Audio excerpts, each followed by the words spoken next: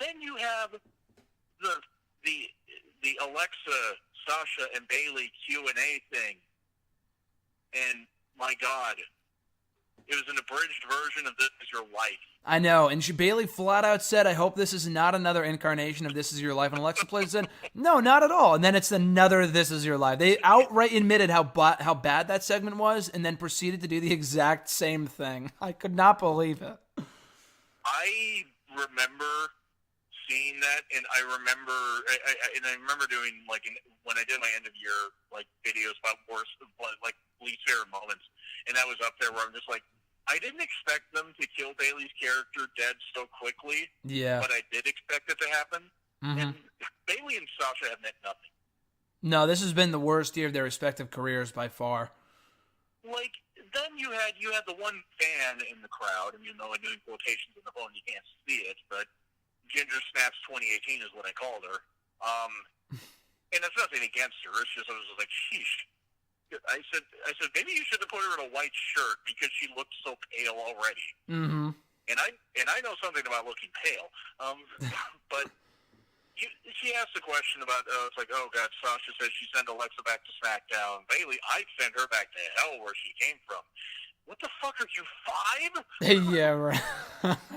Oh, and then Alicia and Mickey and Dana, who teamed with Bayley and Sasha at Starrcade 2 days prior. I know, that's so bad. And they fucking showed it on the network, too. It's not like it was a house show. It wasn't a house show, It was, but they aired it on the network. They went out of their way to show that match, and the fact that Dana teamed with them, only for her to turn on them the very next night, made no sense at all. And they made no acknowledgement of it either.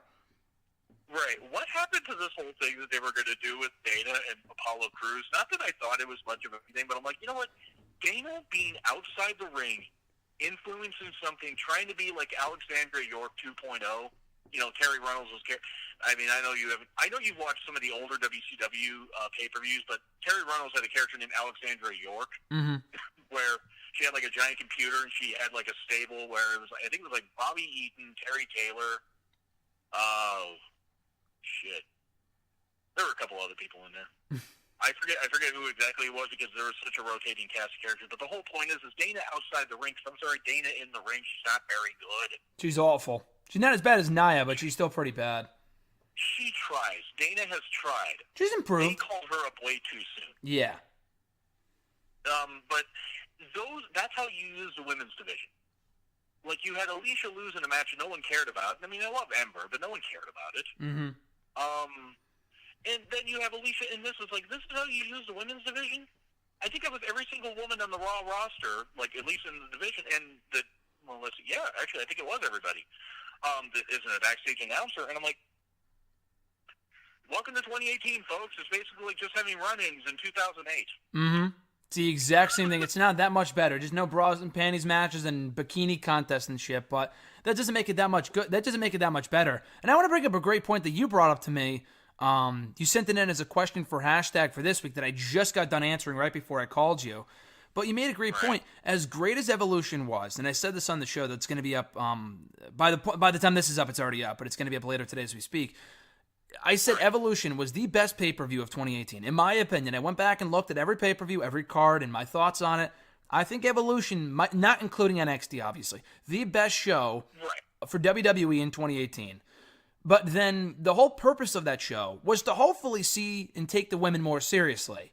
But they haven't, because they're still not getting any time. And yeah, they main evented SmackDown last night, but it's worse on Raw because they have so many women that just fucking mean nothing. And the only women they're doing anything with right now, aside from Ronda, are fucking terrible. That being Nia and Tamina. They're atrocious. And I don't care about them as championship contenders. And the whole point of Evolution was to hopefully move forward with the women as main event attractions and all this other stuff.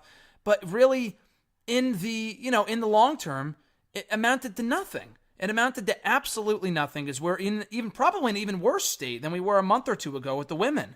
And it obviously just points out the fact that Evolution was just there as a make good for the fact that they weren't a part of Crown Jewel that following Friday.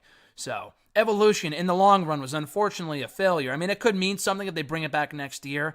But in my opinion, the whole purpose of that pay-per-view should have been to change the perception of women's wrestling, at least in the eyes of the company, not the fans. And it failed because the women are barely on TV. And if they are, the matches are atrocious and they mean nothing. I mean, and I totally agree with you. Like, as far as main roster pay-per-views, this is taking in the Saudi Arabia show, Super Showdown, all those.